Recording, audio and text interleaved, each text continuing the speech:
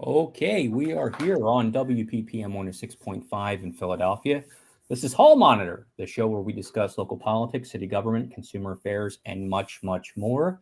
My name is Larry McGlynn, and I'm joined by Denise Clay Murray. Denise, how are you tonight? I'm good. How are you? I'm fine, thank you. We have a lot to talk about tonight. Oh, Big yeah. show. We're going to be joined by Carol Cunningham, who is the chair of Fair Districts Pennsylvania, who's going to tell us all about the recently released reapportionment maps for Congress, state Senate, and the state House. So we're going to talk about that. We're going to learn about the positives and negatives of those maps and the process by which they were created, which is very interesting and very important to discuss. We're also going to be joined by Councilmember Kendra Brooks to talk about something equally important. She is the chair of the Intergenerational Affairs and Aging Committee on Philadelphia City Council, and they had a very important hearing last week that deals with senior citizen housing. And this kind of dovetails with the discussion we had with Councilmember Jamie Gaudier last week about her committee's hearing on housing and how the two go together. So this is, again, a very important discussion of a very important hearing. And then, Denise, after we have those discussions and see those interviews, we're going to be discussing the State of the Union address that occurred last night. Yeah, because I knew we were having this discussion. I actually watched it, which is something I usually only catch the clips of Yeah. because I that's the important stuff. I try not to watch the State of the Union because I know there is a certain level of childishness that I am going to have to take in when I sit down and watch this. And last night did not disappoint. In fact, if you go to my Facebook page, if anybody follows me on Facebook, you probably saw that I had $5 on the table. And I said, I bet $5 that someone's going to do something disrespectful during the State of the Union. It's a bet that I've made about the State of the Union since Obama was president and the congressman got up and yelled, "You lie," in the Yeah. middle of the State of the Union. So I've had that bet on the table for 8 years, and then some. And so far, I've never lost the bet No. because almost every time someone does something totally disrespectful. And the person who did it last night was the person probably close to the top of the list. hmm Well, Um, actually, there were two acts of total disrespectfulness, but we can kind of get into that when we talk about the State of the Union because you know, I'll just say this: if you have never served in the military, or you have never had someone serve in the military, or you have never lost someone who served in the military, you shouldn't go around heckling Gold Star families. You just yeah, shouldn't. yeah, that's right. Well, we're going to talk about that in the second half of the show, but we're going to lead off with our interview with Councilmember Kendra Brooks.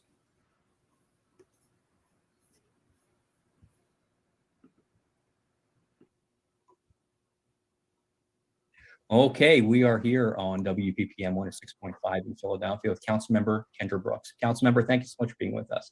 Oh, it's my pleasure.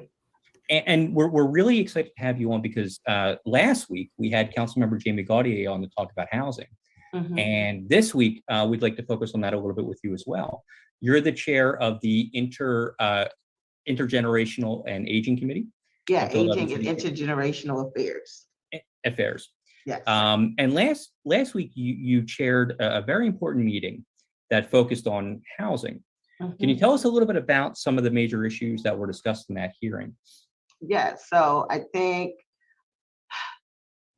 we realized that there are so many seniors experiencing homelessness and living in shelter care. So we thought it was important to kind of give a series of hearings to talk about the various issues that are affecting our aging population. We realized that this is especially important because during the pandemic, we've seen our seniors struggle with rising rent costs, social isolation, housing repair and maintenance issues, um, tangled titles, and then also shelter care. And I think for me, the light was shed on this issue when I was down at the encampment on the Parkway and on Ridge Avenue. And the narrative that we heard in the media is that there were young, drug addicted folks out on the Parkway. But I would sit out there 10, 11 o'clock at night talking to seniors and hearing their experiences around homelessness, shelter care, and just affordability. And realize that not only did the housing stock here in Philadelphia lack affordability, they're also not accessible, meaning that, you know, our aging population is unable to navigate a lot of the apartment units and stuff that become available in the city. And part of that is with the gentrification, you know, these developers are coming in doing full off renovations on apartment complexes, creating unsafe housing arrangements for our seniors. So we saw illegal lockouts of seniors. We talk about people being targeted because they have mental health or behavioral services, and just overall the conditions of some of these facilities. I'm talking about traditional apartment buildings that have been providing shelter for our seniors, and they're being pushed out, locked out, and priced out. And that's kind of what triggered our response. This is our response to that, this series of seniors as housing. So we had various variations of this. So our first hearing was on seniors that were homeowners. And we focused on tangle titles, the rising cost of a house, home repairs, and also talk about preserving family wealth, and ensuring that intergenerational homes are protected. And we did that with the Register of Wills office and many others. And what we realized that, you know, in that hearing is that not only do they lack that affordable housing piece or options, but they also have subpar housing structures, which creates barriers to accessibility. And, you know, we saw an increased rise in that. And we heard several homeowners talk about that. And then on top of that, the inability to be able to move. So we know that now more than ever, we need to make sure that we have accessible, affordable housing. And we should continue this dialogue to make sure the city is, you know, more inclusive of all of our residents when we start talking about affordability and accessibility, especially when it comes to our seniors and also our people with disabilities.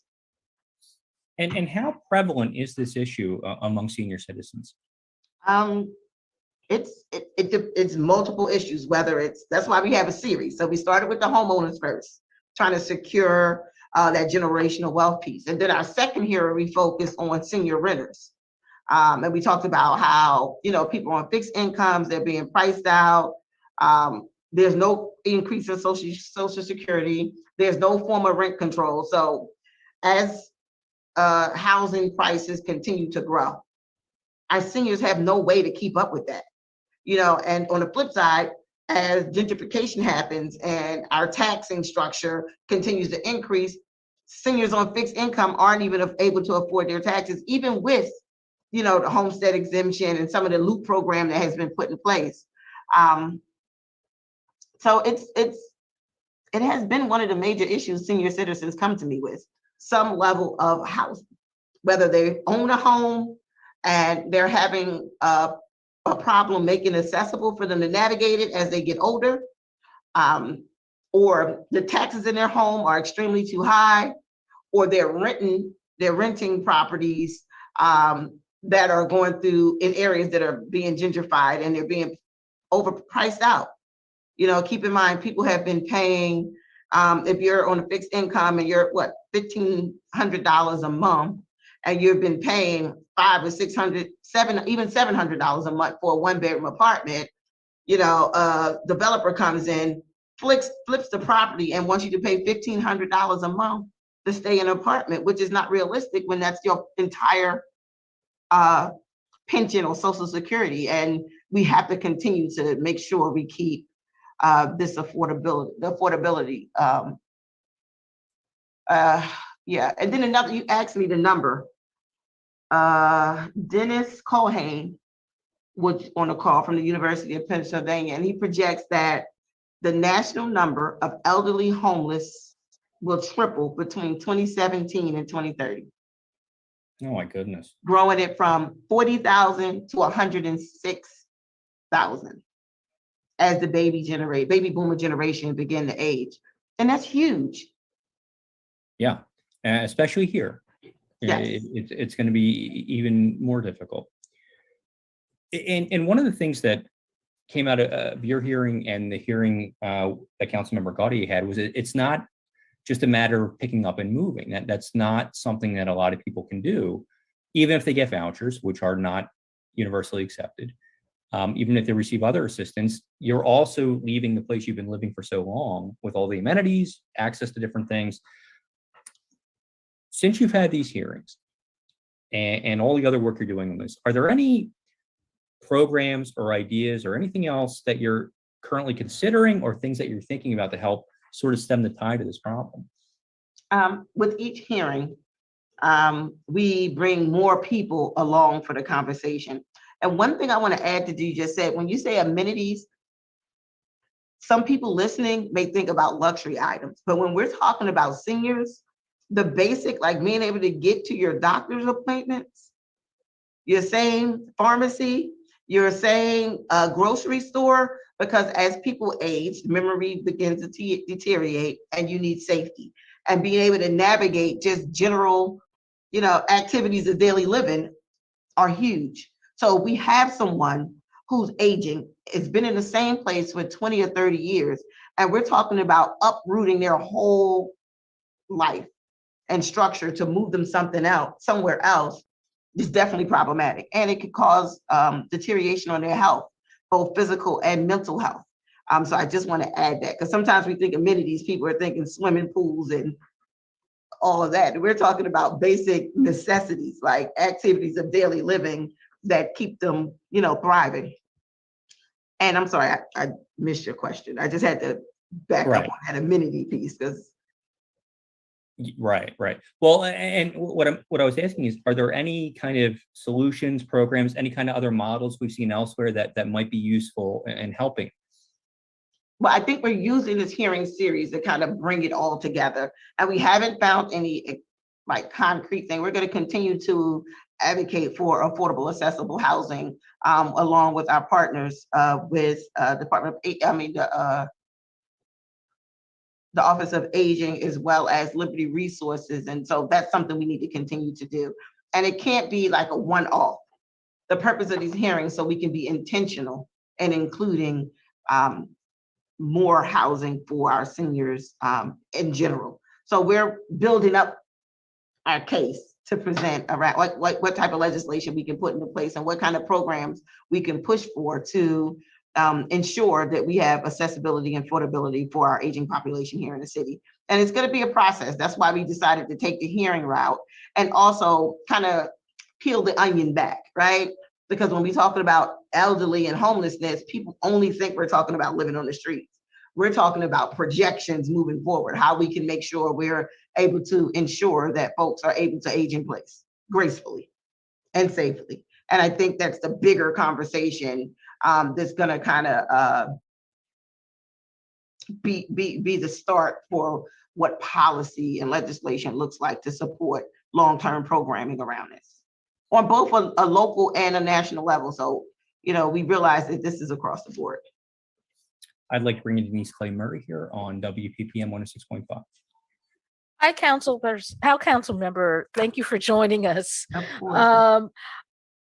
When we talk about seniors and housing and different things and affordability, you mentioned that while the Loop program and other programs have been put in place to, kind of help seniors, it's still not enough in some cases. What can be done to, I guess, make it so it is enough, or is there anything?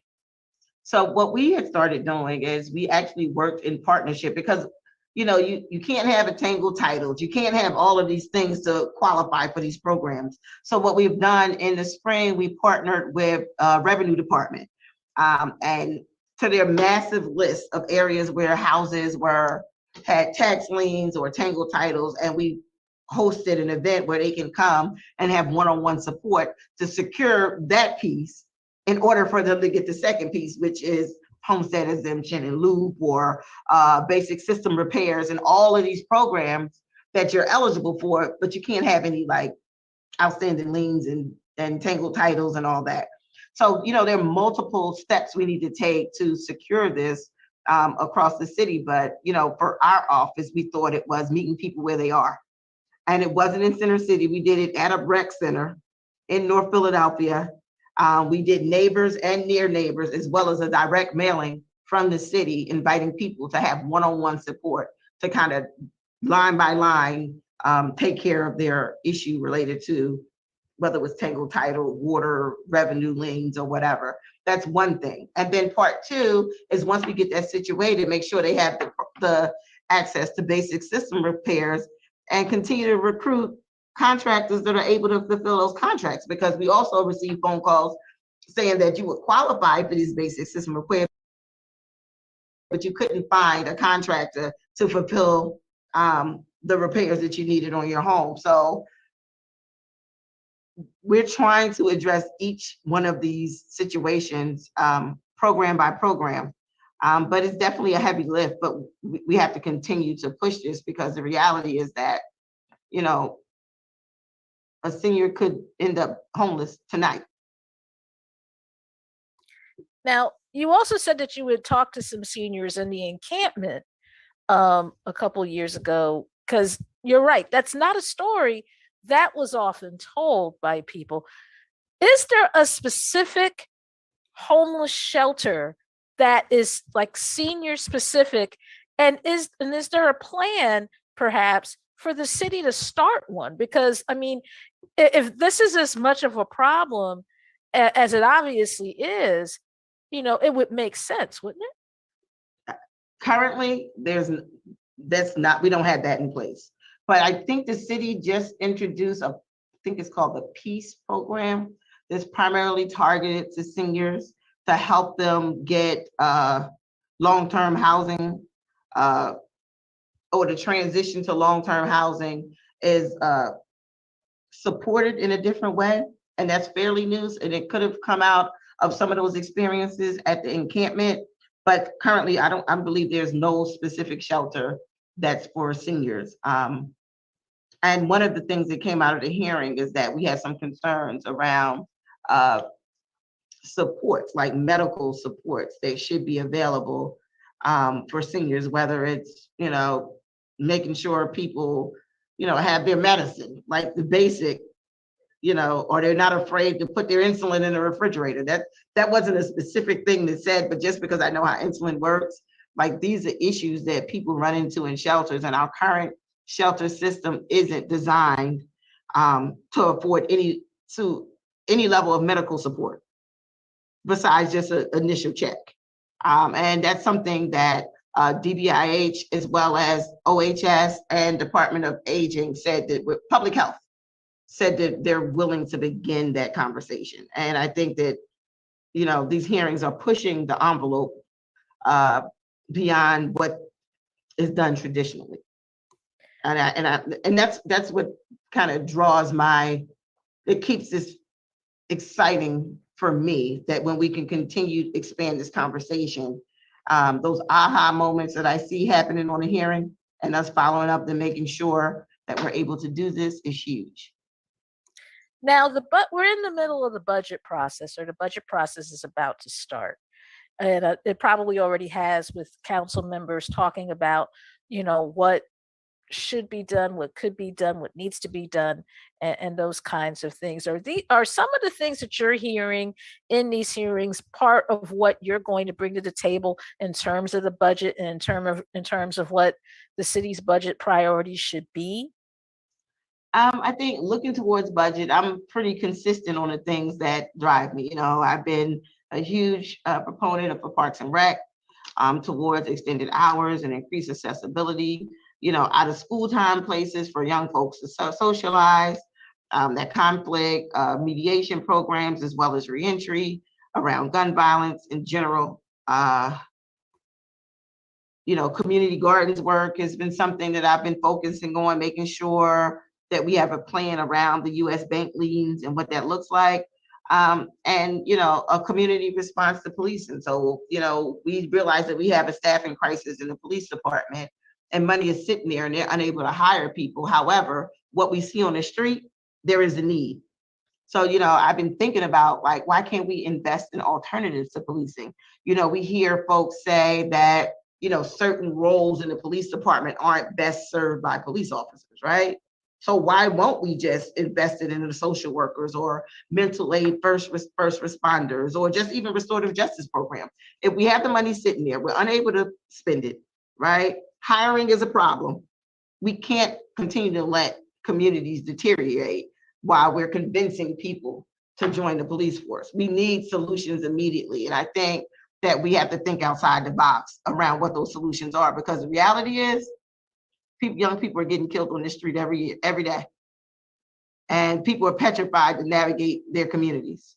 We need solutions. And while we're figuring it out, why not invest in social workers and mental health workers? And I think that's pretty consistent on where I've been since I started, and I'll continue to push around that. And this piece around seniors and housing is just overarching my commitment to housing here in the city. We need to make sure that we have money earmarked, for juveniles that are coming out of the system that also need housing, as well as our seniors, as well as families. And we need to make solid investments, but also move those investments in towards long-term permanent housing. It can't be a rolling system of shelter care. That is not a solution. And it's far more expensive for us to continue to keep a family in a shelter for years than to just put them in a house. Okay. Well, thank you. And I'll return it back over to my co-host, Larry McGlynn. Larry, do you have another question? I do. I have one more for you, council member. So what comes next? We have these hearings. Are there going to be more hearings, or is now the time to start thinking about possible programs? So we have one more hearing, and our next hearing is focused on incarcerated seniors and the challenges they face during incarceration and post-incarceration. And we also planning to do a hearing on seniors living in nursing homes. We're trying to make these connections in this hearing that we need to push for low-income, accessible housing for all. And we need a solution that's specific for seniors. And that's why we broke it down into these various components, because, we need to prevent homelessness in seniors. When I talked to some of the folks that's on encampment, it was so many seniors that were homeless and they didn't have family support. They had multiple disabilities. Some of them had substance abuse disorders, and they're unable to work. So it's been a path to this. It wasn't immediate, right? So where the social safety nets to catch folks before they're completely homeless? These folks already had touches in our system and we didn't do anything. And it's so funny I'm saying this, but it's almost mirroring the conversation about our young folks that end up in a criminal justice system that had touches in the system and we didn't do anything. So what we need to do is pursue some bold policy solutions. And, I started off with this. We need to start considering rent control and other forms of targeted payments for seniors. Maybe a potential increase to rent stipends that already exist at the state level for low income folks with disabilities and seniors, because we really need to do something immediately, because we don't have time for incremental change. I keep saying someone is homeless now. My constituent services people could be dealing with a homeless call as we speak. And that's all 17 of my colleagues could be getting the same phone calls. Well, Councilmember Brooks, thank you so much for being with us. Yes, thank you. Thank you for your time, and thank you for inviting me. We'd like to thank Councilmember Kendra Brooks for being with us and sharing her thoughts with us and telling us about that important hearing that she had last week and what's going to be coming up. Because that was important. When you talk about senior citizens, you're talking about people on fixed incomes, and whether we want to look at it that way or not, gentrification plays a part in a lot of the homelessness when it comes to seniors, because you have people who are either being taxed out of their home or who have been, made to sell their home or felt like they had to sell their home.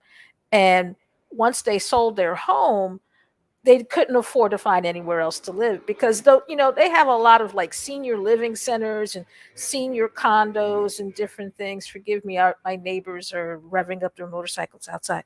But what they don't tell you is that those places are expensive. Yeah. They're not cheap to live in. Yeah. And especially if you get the ones that also include like assisted living or medical help for when you get old enough to where you might need that. So, it's a serious discussion we really need to have. And I'm really kind of surprised that in a city like Philadelphia, in a state like Pennsylvania that has the highest population of the elderly outside of Florida, that we don't have a shelter that is senior specific. I was really glad you brought that up, because senior citizens are terrified of homeless shelters, and justifiably so, because they've been subjected to theft and different kinds of abuse in homeless shelters from time to time. And it's one of those things where if you had dedicated shelters or some kind of program for senior citizens, it would make that so much easier for people, even if it's just temporary. There are a lot of different ways that could be successful. It's one of those things that we hear about a lot, that one of the key reasons why people in general won't go to homeless shelters is that they feel vulnerable. But if you start directing it towards different groups of people, elderly people, any way you want to sort of divide that, it could make a difference. And at the very least, we could be making sure that this vulnerable population doesn't have even more vulnerabilities piled on top of them. Right. So it was very good to hear what Councilmember Brooks is working on and what she has coming up. And I would think that, in the next year, I think you might start seeing some legislation around these issues. So we also spoke with Carol Cunningham, who is the chair of Fair Districts Pennsylvania, and she's going to tell you what that's about and what that organization does. But this is a story where at the end, you might actually feel a little encouraged, because it seems like some good things, or at least better than what had been happening kind of things, have occurred. So this is our interview with Carol Cunningham. Okay, we are here on WPPM 106.5 in Philadelphia with Carol Cunningham, who is the chair of Fair Districts Pennsylvania. Carol, thank you so much for being with us. Thank you for having me. Before we start talking about the redistricting process, can you tell us a little bit about Fair Districts Pennsylvania? Fair Districts Pennsylvania, PA, Fair Districts PA was started 6 years ago to address gerrymandering in Pennsylvania, to work towards having fair maps in this redistricting cycle, but going forward. In other words, we would like to see legislation passed that would put a better process in place for all of our legislative maps. So what is the process like right now?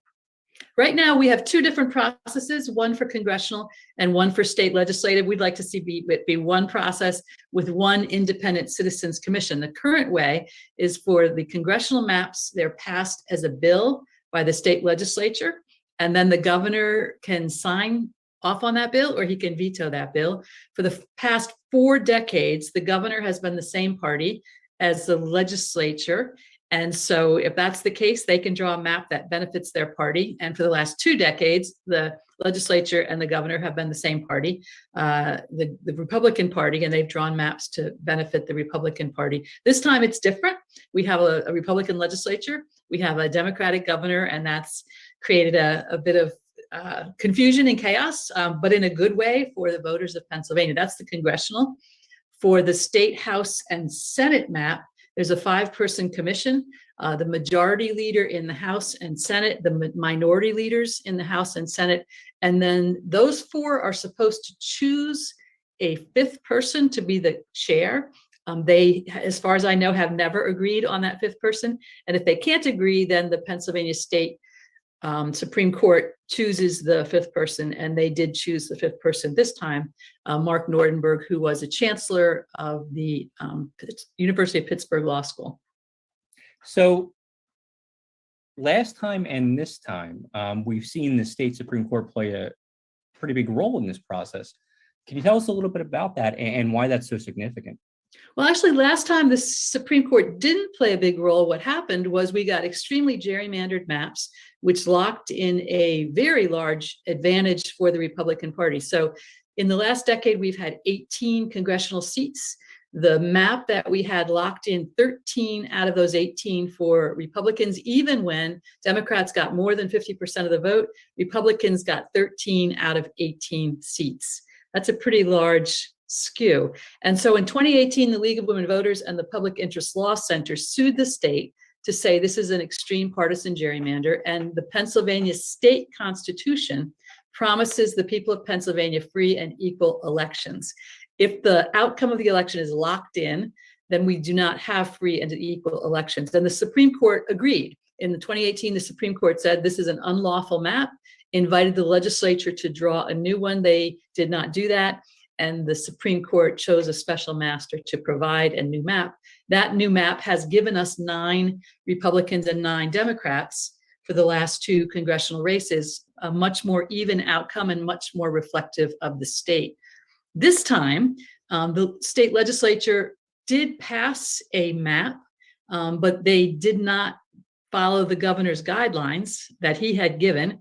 And the governor had said, if you don't negotiate with the other party, if you give me a partisan map, if you don't really include public input, I'll veto it. He vetoed it. And at that point, it went to the Pennsylvania Supreme Court. Well, actually, it went to the Commonwealth Court. Commonwealth Court chose 1 judge. They invited submissions by a number of parties who had appealed, and they ended up with 13 map submissions. The 1 judge from the Commonwealth Court was going to choose one of those maps, and the Supreme Court said, we are not, this is not the right process. So actually, the Commonwealth Court is not the right court to be choosing the final map, certainly not just 1 judge from the Commonwealth Court. And so the Pennsylvania Supreme Court said, you can have hearings on those maps, you can make a recommendation, but the Supreme Court will choose the final map. They did that last Wednesday, the 23rd, and that's the map that congressional candidates are now filing nomination petitions on the basis of that map.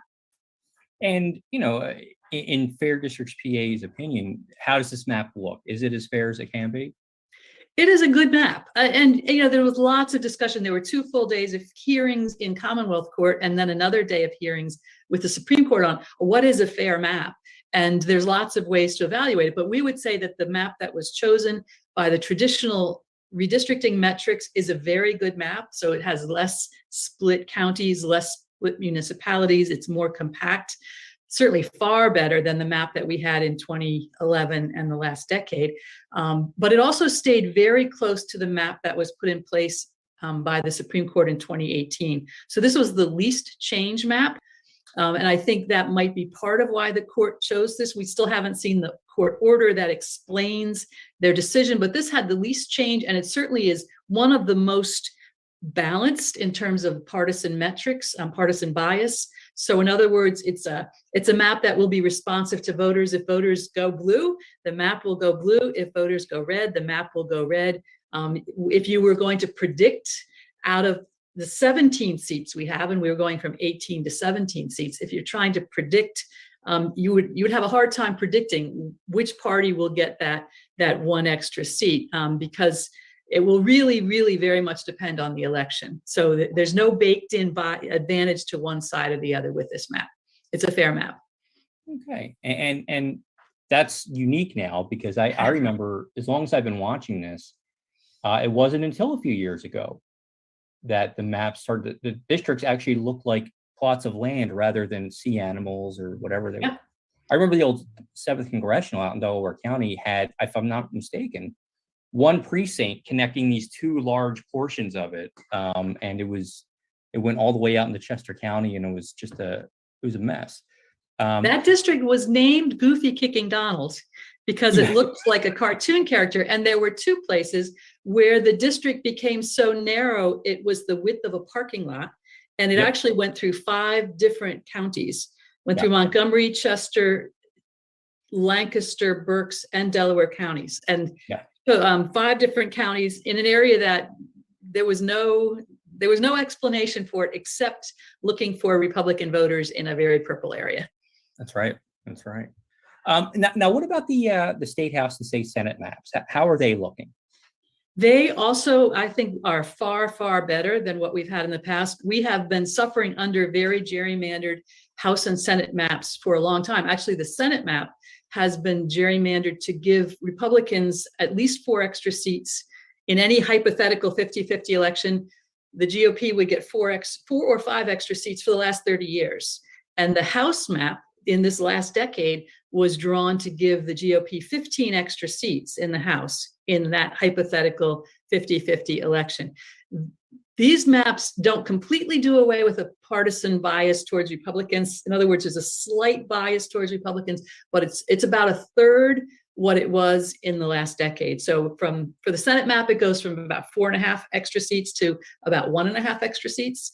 In the House, it goes from about 15 extra seats to about 5 extra seats in that hypothetical 50-50 election. So if you look at the way Pennsylvania votes, both of those maps now become toss-ups. Whatever the turnout's going to be, good candidates can swing that map, and it will be much more responsive to the people of Pennsylvania, and far less county splits, far less municipal splits, and the districts are far more compact in both maps.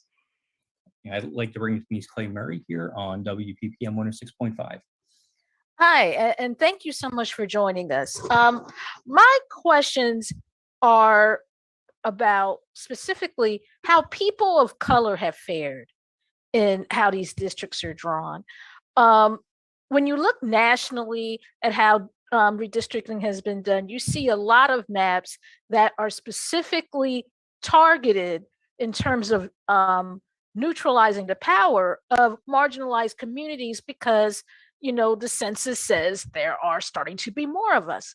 Do you see the same thing with the Pennsylvania maps? And if so, what's being done to correct that? Well, I would say the congressional map, we were pleased to see it scored best. There were only 1 or 2 maps that could possibly be considered to have scored better in terms of minority representation. The map that was chosen has 2 majority minority districts and another minority opportunity district. So was drawn to give minority communities a real say in how the districts go. And for the House map in particular, we were very pleased to see that it was drawn with great attention to minority representation. I will say that Representative Joanna McClinton, the minority leader, was a member of the commission, and she had hired a voting rights expert to consult with in drawing her contribution to the House map.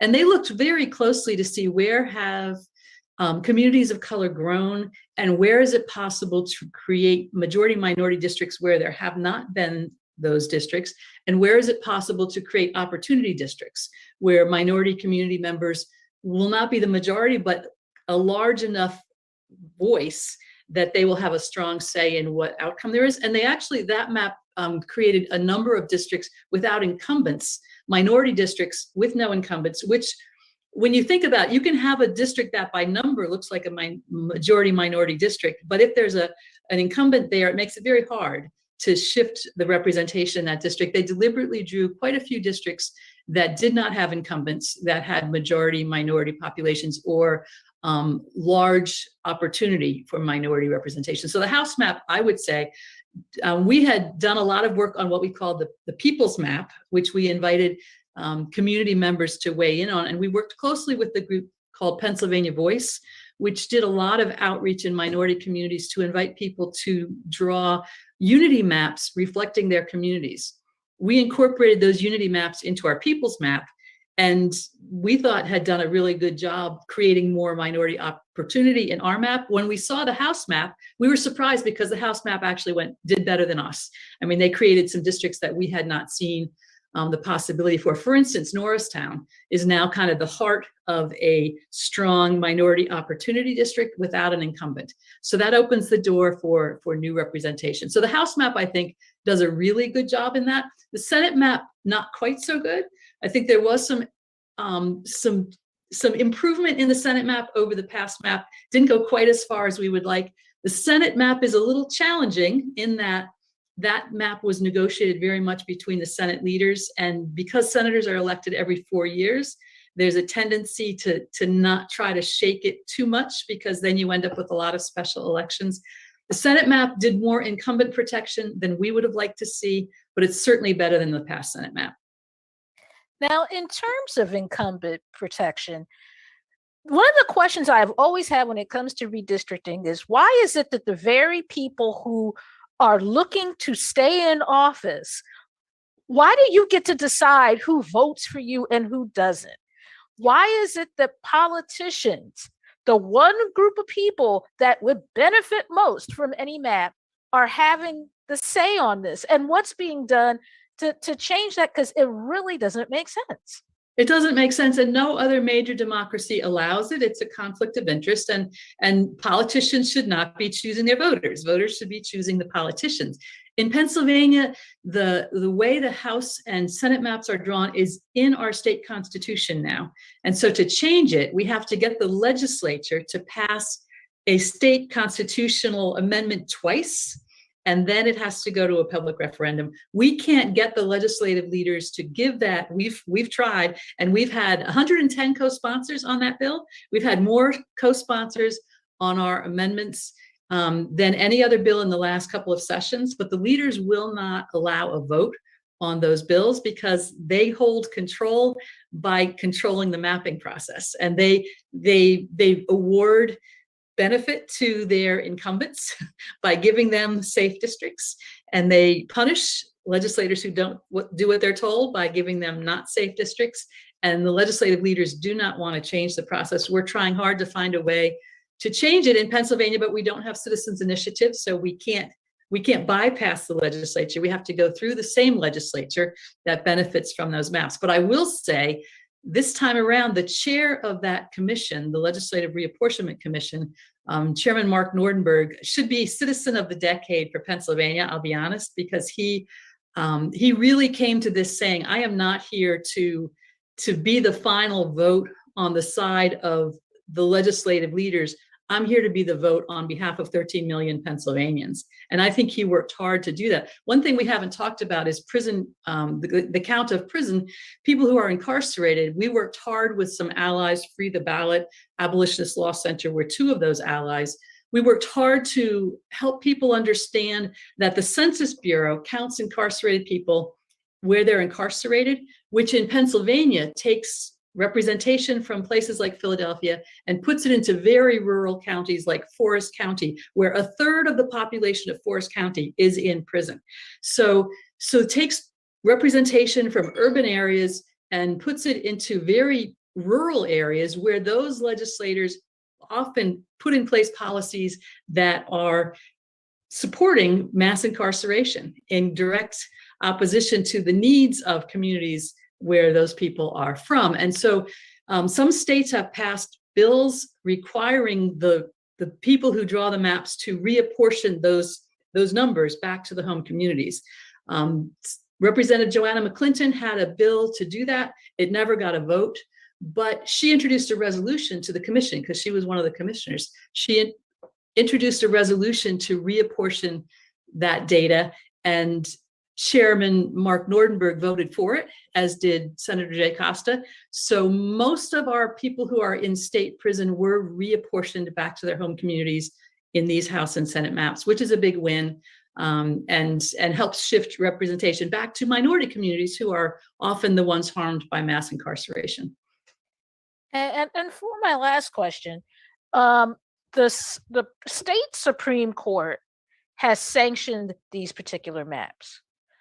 But when you look at the federal Supreme Court and you see the decisions that they're making in terms of maps that are in many cases so blatantly racist that it's ridiculous, Or have you heard any talk about this map being appealed to the Supreme Court? And if it is, are you concerned about that? Well, the congressional map has been appealed to the Supreme Court. I believe just it was yesterday or today. There are some potential candidates and their supporters who say the Supreme Court does not have the right to select a map, and that we should actually be having an at-large election for our 17 congressional representatives. That has gone to the Supreme Court. There's also been there was an appeal by our House Majority Leader, Carrie Benninghoff, to district court, federal district court, to disallow the new House and Senate map and to use the maps that were drawn in 2011 and 2012 for the 2022 election. That appeal has been flatly denied by the federal district court. The other appeal on the congressional map is out there.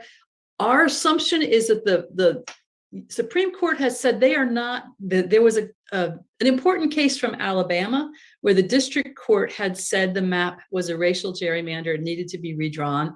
And the legislature appealed. The Supreme Court said it's too close to the election to be redrawing maps. We are not going to hear this case and use the map that the legislature drew. That was weeks ago.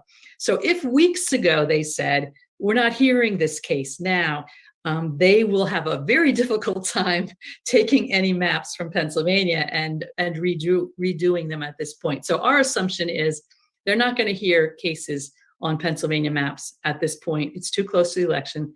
The congressional map is already being used to gather nomination petitions. There is still an open door for petitions regarding the House and Senate map until this coming Monday. And then the state Supreme Court has said the Legislative Reapportionment Commission has until next Friday to answer those appeals, and then they will be deciding immediately after what happens. And my assumption is they're going to say, good map, we're done. Go get to work. That's our assumption. We'll be very surprised if we don't use the current maps for this coming election. Okay, thank you. And we're back with Larry McGlynn. You have any other questions, Larry? There we go. I just had to unmute myself. Yeah, the last thing I'd like to ask you. So we have these new maps, which are good, better than what they had been. What are you and your organization going to be working on now? We are working, we will continue to work towards an independent citizens redistricting commission, because as anybody who has been watching this knows, it's been it has not been a smooth process. There's been accusations of gerrymandering, there's been litigation, there's been confusion, there's been delay. And we think that there's been confusion too, because there's been 4 different places where people could offer comment or submit maps.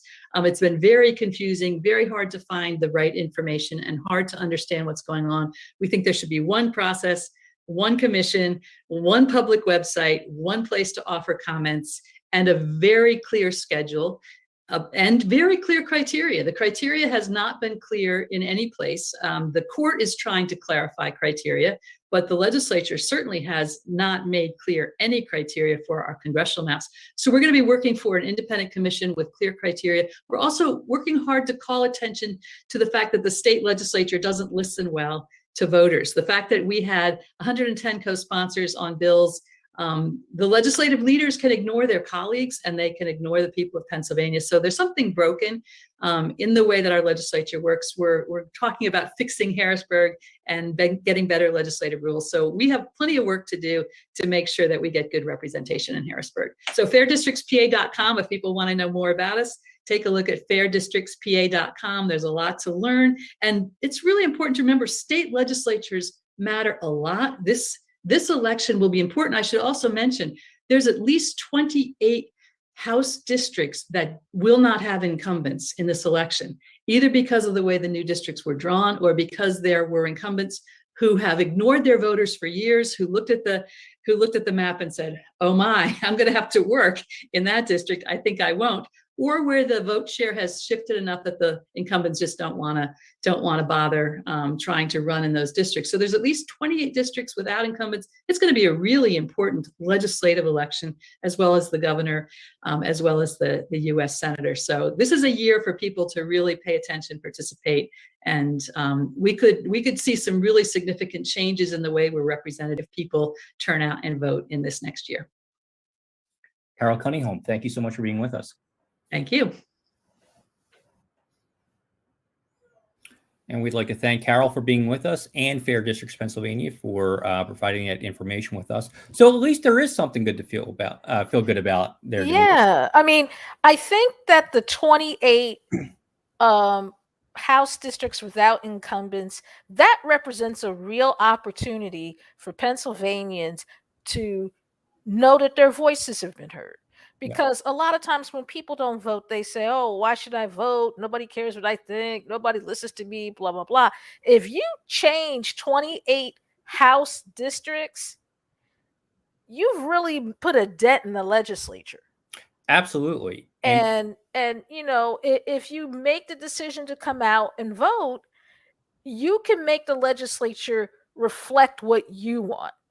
Mm-hmm. And that doesn't happen a whole lot. No, and I would always get annoyed when people wouldn't vote and would say, well, my vote doesn't matter anyway. Well, especially if you don't cast it. Right.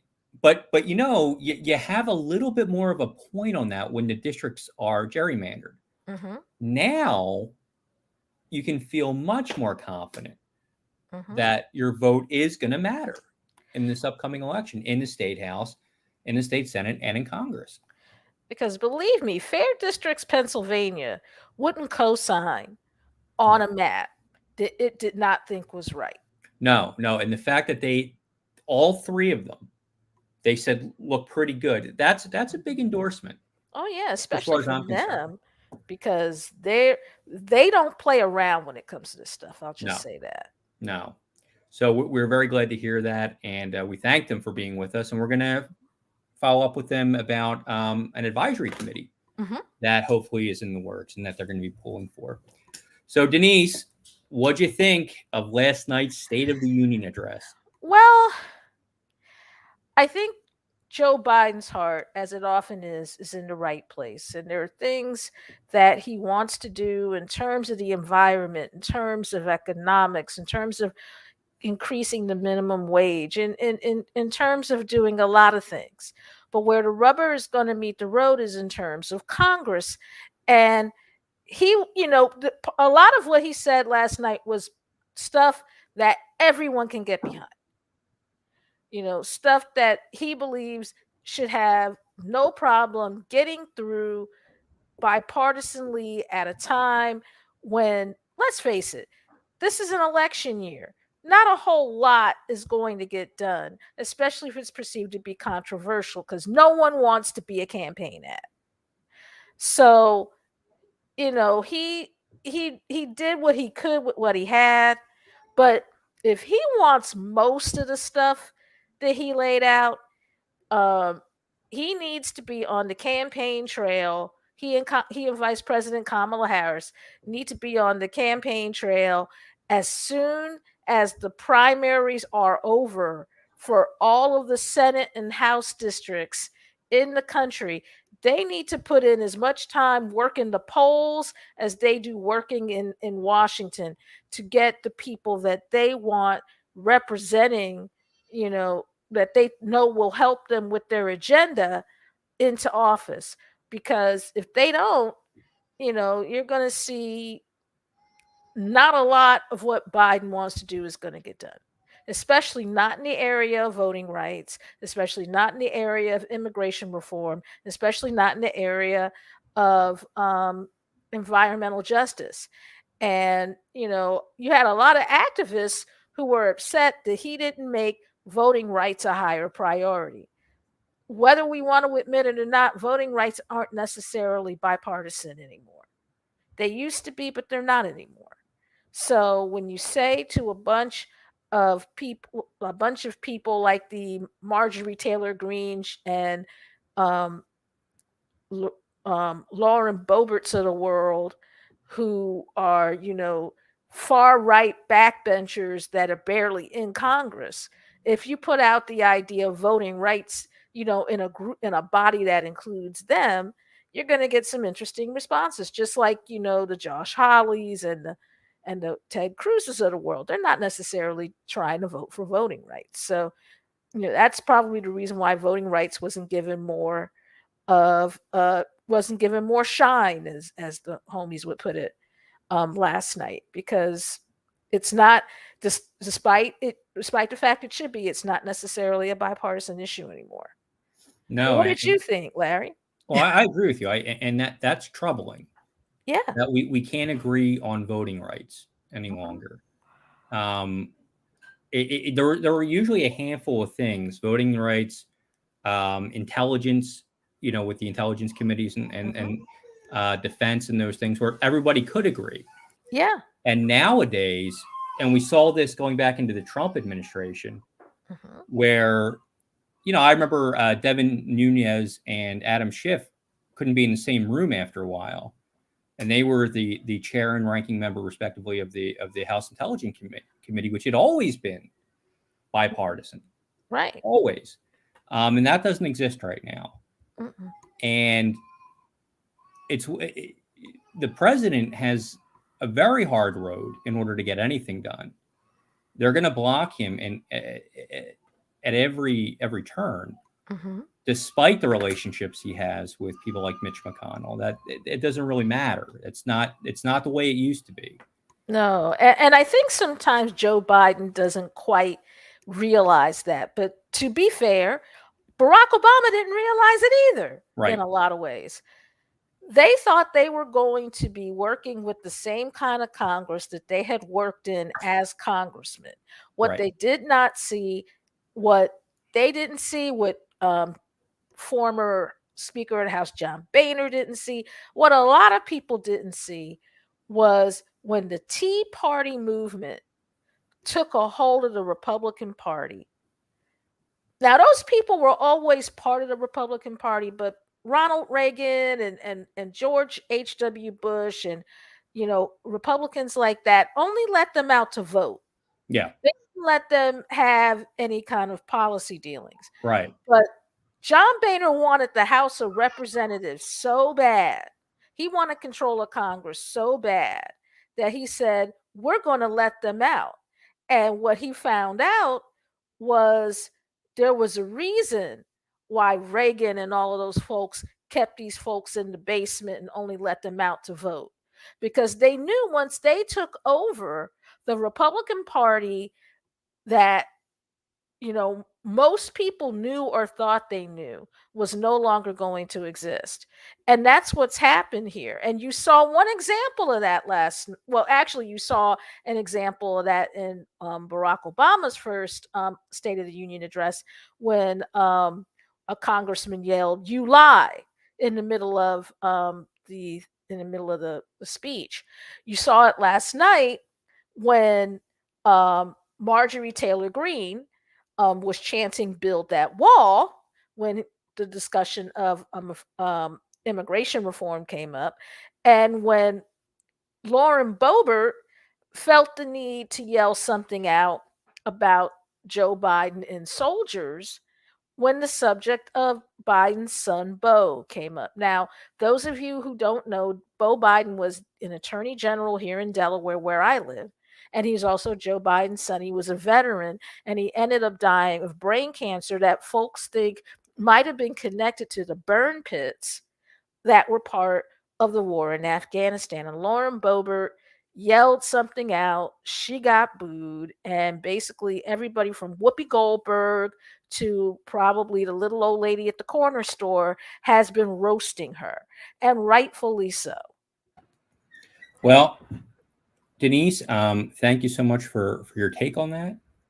It was definitely an interesting night, and it's going to be very important going forward as to what happens in the midterms. And I hope that this is the kind of thing where it sort of sets an agenda for both what the Democrats are going to do and what could eventually happen as we get closer to those midterms. So I want to thank everybody for listening tonight. I think you can hear my son in the background who is complaining about going to bed. But we will be back next week and we on Hall Monitor. So have a good night. Night.